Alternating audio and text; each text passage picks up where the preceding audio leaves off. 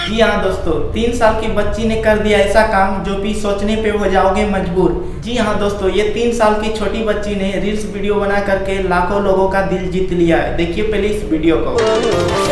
जाए के न परे बाजार से लियावे तर तर करिया हो।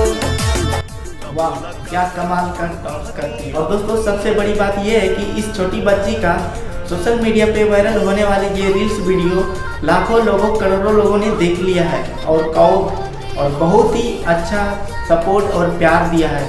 और दोस्तों यहाँ तक मैं बता दूं कि इस छोटी बच्ची का रील्स वीडियो देख करके पवन सिंह भी दीवाने हो गए और मिलने पर हो गए मजबूर। और दोस्तों इस वीडियो से आप लोग पता लगा सकते हो कि इतना छोटी बच्ची कम उम्र की इतना टैलेंट और इतना लिपसिंग के साथ रील्स बनाती है। दोस्तों यहाँ तक कि इस लड़की का डांस और रील्स देख करके आप पता लगा सकते हो कि इस लड़की के अंदर कितना टैलेंट है।